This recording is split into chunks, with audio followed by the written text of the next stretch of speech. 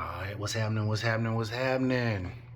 Back at it again with another little project on my little ls2 85 Cutlass. Gotta love them G-bodies, you know. So if you know me, then you know my job don't really give me a lot of time all the time to really get up under the hood and make it do what it do. But anyways, I wanted to show you guys what I came up with for the $700 transmission, the kickdown cable, which is this right here. This kickdown cable. Oh no. Instead of running into this bracket, I ended up fabricating the bracket right here. And I think it turned out pretty good. It turned out real good. Real nice. So, before I get to that, got a quick little story for y'all, man. So I was the reason I'm using this $700 because I got a 4L80 with some goodies in it. So I was installing the 4L80, and as I was getting ready to mount it to the back of the engine, because I didn't do it when I put the engine in, I did them, you know, separately, of course. And yeah, luck, that bad luck came and punched me right in my fucking face. So this is what happened to my 80.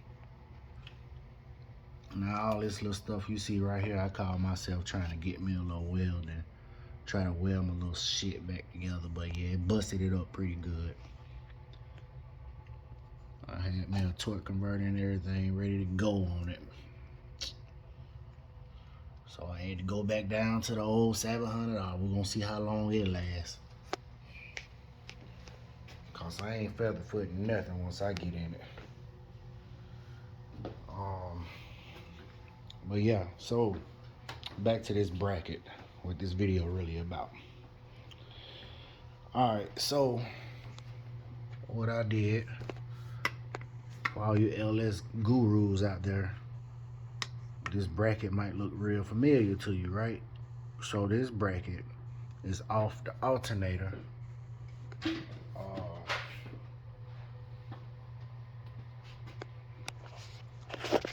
Right here.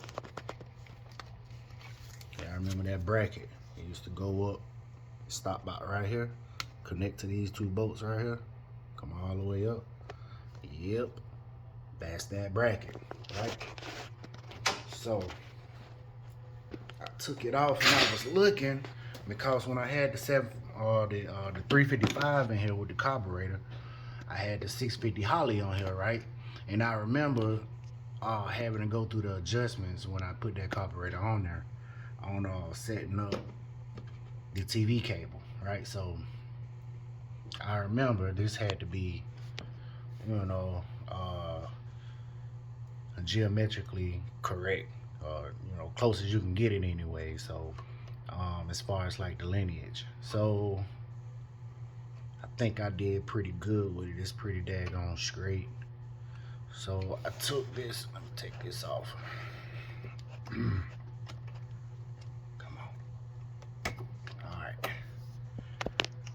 So I took the bracket from over there, got me a little sheet metal, right, that I already had laying around. I ain't gonna buy no sheet metal just to do this, by the way. I don't think it would have been, I don't think I would have took it that far with my light. I just welded it. I ain't no welder, so y'all leave me alone with my little weld now. Don't come at me in the comments. I know, but it worked. All right, pretty decent. And I just bolted it down. Make sure you torque it. If you take this route, make sure you torque your intake bolt back down to its correct spec. All right. And then next, the issue that I ran into once I put the 700 on here was my TV cable was actually too damn short. It was too short. Let me find a little light spot. Alright, a little Harbor Freight light. Y'all know what time it is. So, my TV cable from the OEM cable stopped right here. Cause on the carburetor setup, carburetor set about right here, and it ran and it connected like right here, somewhere up in this area, right? So granted it was too short, so the cable literally stopped right here. So I was like, all right, I'm just gonna buy one of these little cheap little throttle cables, which that's what I did. Bought one of these. It's the exact same one as that one, and I cut it. Here go the little cut piece. See if I can cut that baby pretty good. Anyways, this shit right here, right? And it came in this box right here. If this the route you're trying to take. Look, Amazon, it went down to like $10, $12. It wasn't no more than $12 for sure. And so I took that, I cut it, and I used one of these to connect it. Use one of these right here. Little wire connectors. Use one of those, and I connected it and ran the wires. Ran the cable, I mean, and made my little adjustments, and I think it came out good. I mean, it's pretty much like it's straight. So I think that was a good idea. Y'all tell me what you think in the comments. Let your boy know something, man. Let me know if I'm on to something. Alright? I'm still hurt, man. I'm talking about hurt bad, because I really had high hopes on using the transmission. If you notice, I bought the Holley Terminator X setup, right? So for all you guys that know about Holley, know how they wiring come and little braided loom. So I was real excited to get my transmission hooked up and wired up. But now I can't even use this just yet until I figure out what route I'm gonna take for the daggone transmission. But in the meantime, that 700, I know it's a good working 700, so I'm gonna go ahead and roll with that. It might blow up, it might not, but we're gonna see. I got a sloppy stage 2 in here, forged pistons, BTR dual springs with the titanium lockers and all that good shit. Y'all know how it go, man.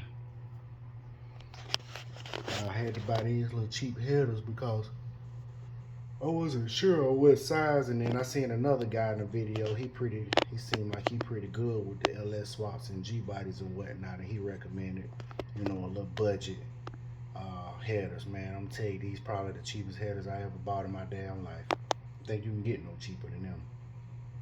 The little shorties, man. I think I paid like right at $100, maybe a little over, like 105 or something like that. Another Amazon get you out the door. But them definitely not finna stay on the car too long. I'll tell you that right now. Now, I had these headers over here.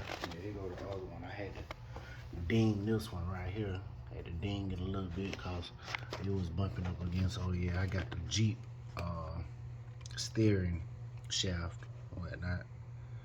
And it was bumping up right here.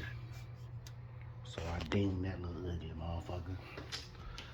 But these is what I was hoping I was gonna be able to put on there. Got them babies for free. Notice I done beat them things to death. Yeah. Probably gonna go ahead and get rid of them. Straight to the scrap yard. It's taking up space. But I'm real disappointed in this right here. Real disappointed. That baby fell. I put the seats in here myself.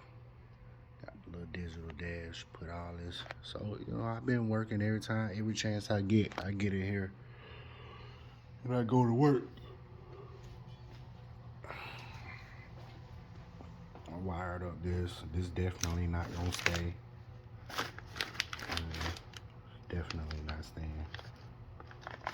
Get rid of all this shit, but I went with the, cause I know y'all gonna ask what mounts and shit I use. So I use the Dirty Dingo mounts, them some original G-body clam shells.